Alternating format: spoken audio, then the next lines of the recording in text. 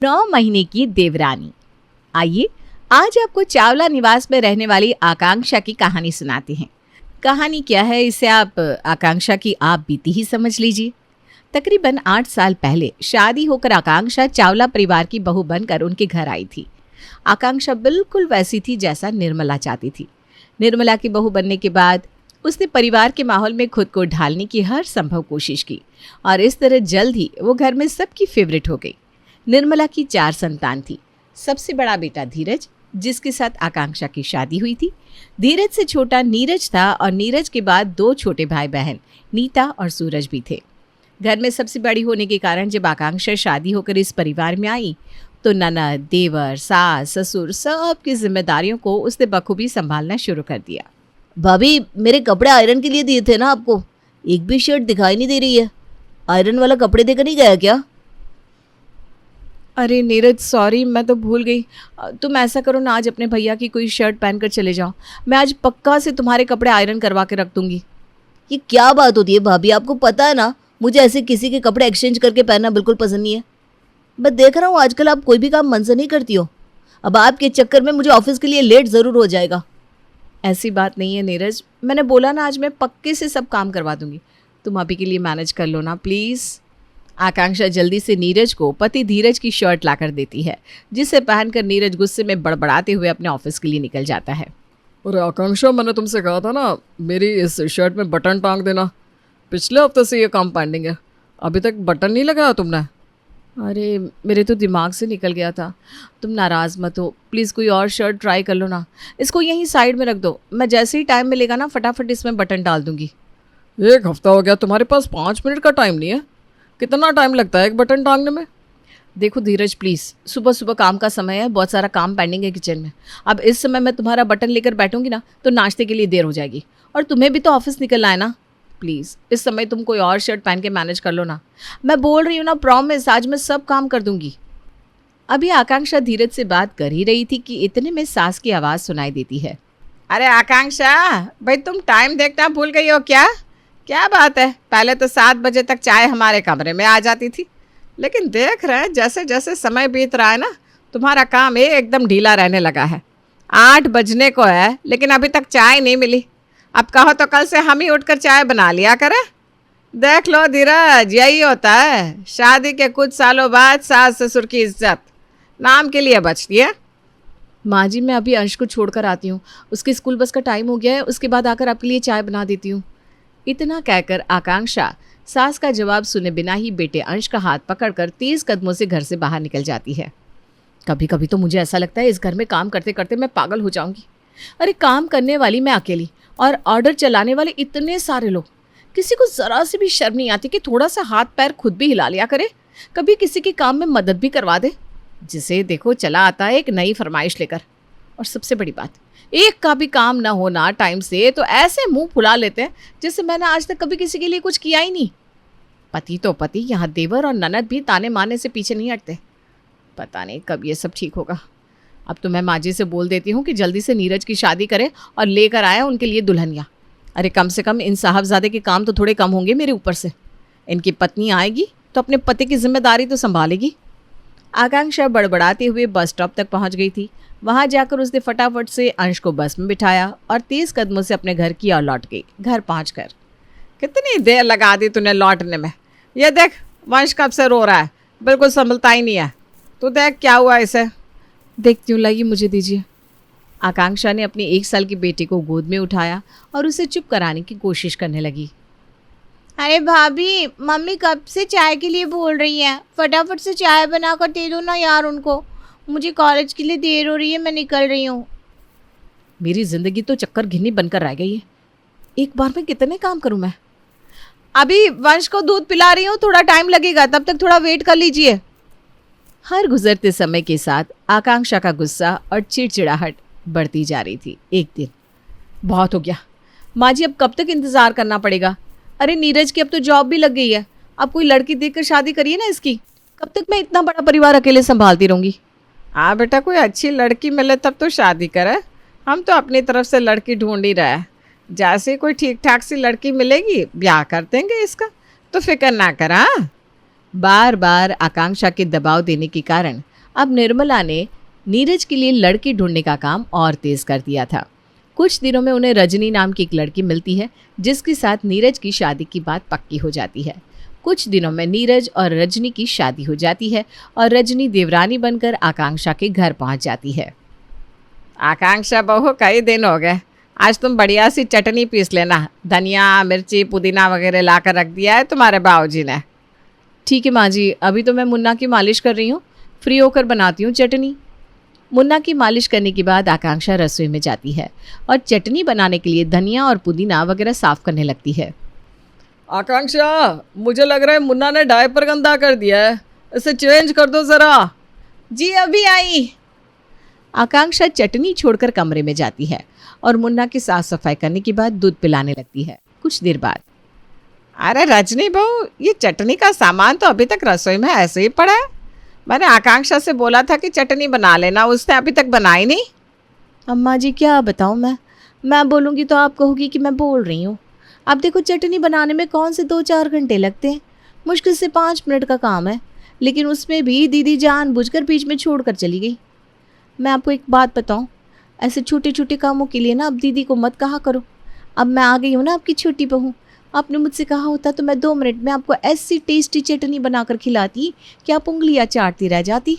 अच्छा, ऐसी बात है तो ठीक है, अब से अपने छोटे मोटे कामों के लिए ना मैं तुझे आवाज़ लगा दिया करूँगी। ठीक ही कह रही है तू, किसी भी काम के लिए कहो ना तो इसकी शक्ल पर 12 बजे रहते हैं। ठीक ही कह रही है माँ जी आप, छोटा मुँह बड़ी बात। अब कल ही देवर जी ने भाभी से बोला कि उनकी टी-शर्ट में थोड़ा दाग लग गया है, उसे साफ कर दे। लेकिन देखो बाकी सारे कपड़े धुल गए, लेकिन देवर जी की वो टी-शर्ट अभी तक जस की तस रखी हुई है। आप कहो देवर जी से कि कोई भी काम हो तो मुझे याद कर लिया करें। अरे भाई क्या ज़रूरत है 5 मिनट की काम को 5 दिन में करवाने की, मैं करके दूंगी ना। और अब आपको ना बिल्कुल भी उदास होने की ज़रूरत ना है। अब इस घर में आपकी एक बहू नहीं है, बड़ी भाभी तो नहीं करती तो छोड़ दीजिए, मैं हूँ ना, मैं सारे काम कर दिया करूँगी। भाभी को तो आदत है हर काम को लंबा खींचने की। आकांक्षा, शाम को मेरे फ्रेंड के यहाँ डिनर पर चलना है, तुम तैयार रहना। जी ठीक है। पूरा दिन काम निपटाते निपटाते आकांक्षा को शाम हो गई थी।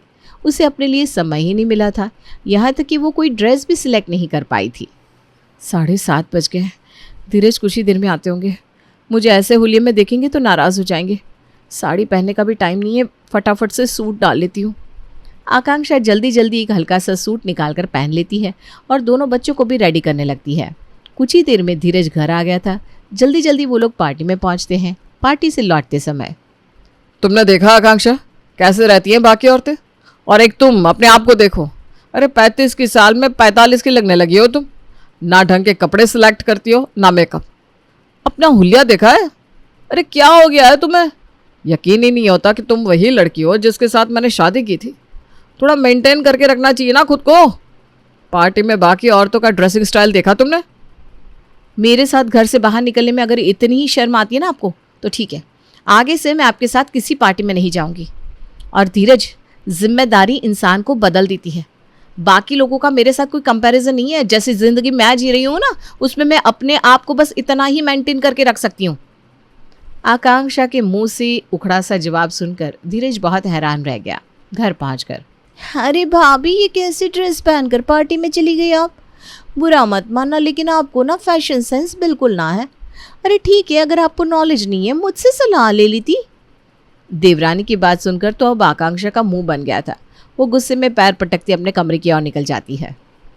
माँ आप बड़ा गर्व से फूली घूमती थी ना कि आपकी बहू MSc B.Ed है, गोल्ड मेडलिस्ट है। अरे क्या फ़ायदा ऐसी गोल्ड मेडलिस्ट बहू का जो घर में अपनी ननद की मदद ना कर सके। 2 महीने हो गए मैंने भाभी से प्रोजेक्ट के लिए मदद मांगी थी, लेकिन भाभी को तो कोई फ़र्क ही नहीं पड़ता।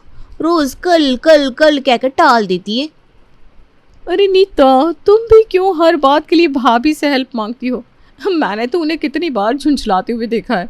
सही बताऊँ ना, वो किसी की हेल्प करना ही नहीं चाहती। तुम परेशान ना हो, तुम्हारे प्रोजेक्ट में हेल्प चाहिए ना, मैं हूँ ना, मैं कर दूंगी तुम्हारी हेल्प। छोटी भाभी कितनी कूल हो यार आप। एक बड़ी भाभी है, बात बात पर बस चिड़चिड़ करती रहती है। अरे बड़ी बहू, क्या बात है भाई? कोई भी काम दो, चाहे आधे घंटे का ही क्यों ना हो, तुम उसमें 4 घंटे लगा देती हो। अब इस तरह से घर चलेगा क्या? माँ जी आप ऐसे क्यों बात कर रही हैं? इस घर में ऐसा कोई काम है जिसे करने से मैंने कभी इनकार किया है? आपका हो, बाबूजी का हो, नीता का हो या नीरज या धीरज, मैंने तो सबके ही काम को हमेशा खुशी खुशी किया है। लेकिन हाँ, कभी थोड़ा आगे पीछे हो जाता है, तो आप लोग थोड़ा सा एडजस्ट कर लिया कीजिए ना। एडजस्ट करने वाली कोई बात ही नहीं है बड़ी बहू।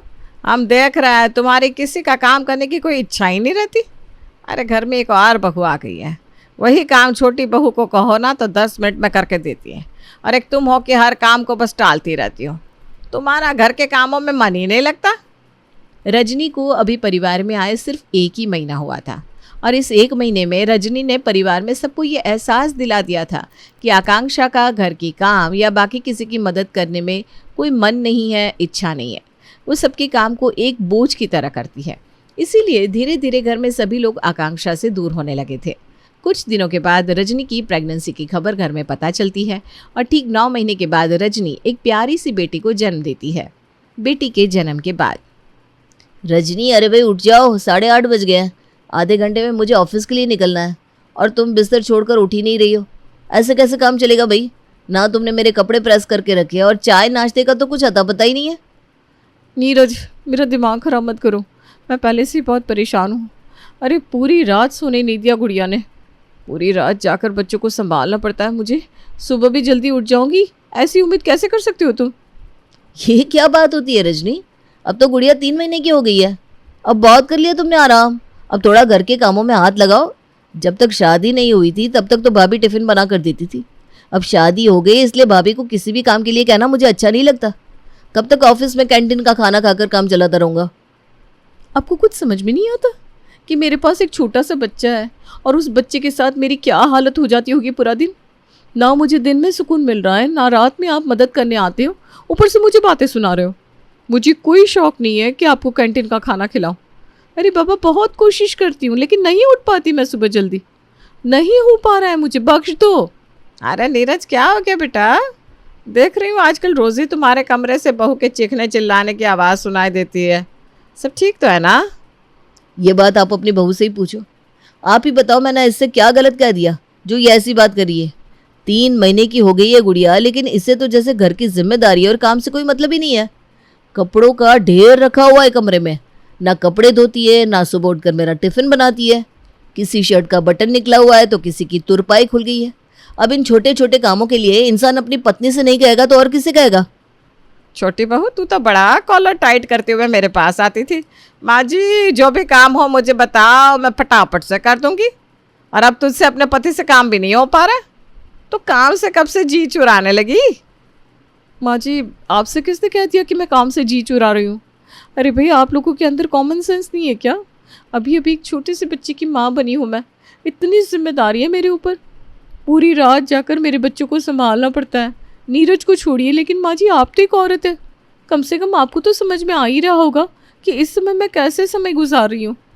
आपसे तो मुझे ये उम्मीद बिल्कुल भी नहीं थी। अगले दिन, छोटी बहू या बड़ी बहू तो निकम्मी एक नंबर की है, किसी काम की नहीं है। हर समय बच्चों के काम का बहाना बनाती रहती है। तो ऐसा कर, गर्मा गर्म चाय और थोड़े से पकौड़े बना ला। बड़ी इच्छा हो रही है कई दिन से पकौड़े खाने की। ऐसा है तो कान खोलकर सुन लीजिए आप लोग। बात बात पर रजनी रजनी चिल्लाना छोड़ दीजिए। अरे आप लोगों के आगे पीछे घूमने के अलावा और भी 36 काम है मेरे पास। पागल हो जाती हूँ मैं पूरा दिन गुड़िया को संभालते संभालते। ऊपर से घर में लोगों की शिकायत और फरमाइशें के ख़त्म होने का नाम ही नहीं लेती। किसी को चाय चाहिए, किसी को कॉफ़ी चाहिए, किसी को कॉलेज का प्रोजेक्ट बनवाना है, किसी के कपड़े इस्त्री नहीं हुए। आप लोग कोई छोटे बच्चे नहीं है, ना ही इतने बुजुर्ग के लाचार कि अपना काम खुद से नहीं कर सकते। और माँ जी, क्या आप हर समय चाय चाय चाय के लिए शोर मचाती रहती है? एक कप चाय उठाकर आप खुद बना सकती है ना। यहाँ ज़रूरी काम नहीं निपटा पा रहे और आपको वक्त बेवक्त चाय के साथ पकौड़े चाहिए। छोटी बहू के तेवर देखकर निर्मला के तो होश ठिकाने आ ही गए थे। देखा माँ जी आपने, अरे अभी सिर्फ एक बच्चा हुआ है और वो भी सिर्फ 3 महीने का है, और इसने अपने तेवर दिखा दिए। एक ये रजनी है और एक हमारी बड़ी बहू। 2 बच्चों को संभालते हुए भी उसने अकेले पूरे परिवार की जिम्मेदारी संभाल कर रखी। सबको समय पर खाना दिया और घर की बाकी जिम्मेदारियां भी संभालने से कभी पीछे नहीं हटी। हमें लोगों के मती मारी गई थी जो हमने हमेशा तुझे गलत समझा। और यह रजनी, इसने ही सबके मन में जहर भरा था ना बड़ी बहू के खिलाफ। बस 9 महीने बीतते ही इसको आटे दाल का भाव समझ में आ गया। रजनी की तो नई नई शादी हुई थी माँ जी। उसके पास उस समय काम ही क्या था। नीरज ऑफिस चला जाता था और उसके बाद वो पूरा दिन खाली यहाँ से वहाँ घूमकर 3-4 काम कर लिया करती थी। लेकिन शिकायत तो मुझे आपसे है। आपके साथ मैंने इस घर में 8 साल बिताए हैं, लेकिन उसके बाद भी आपने मुझे नहीं समझा, बल्कि आप रजनी की बातों में आ गई। बच्चों और घर की जिम्मेदारी के बीच फंसकर अब मुझे कोई काम में देर होती या मैं कोई काम भूल जाती तो आपको भी ऐसा लगता था कि मैं घर के कामों में ध्यान नहीं लगा रही हूँ।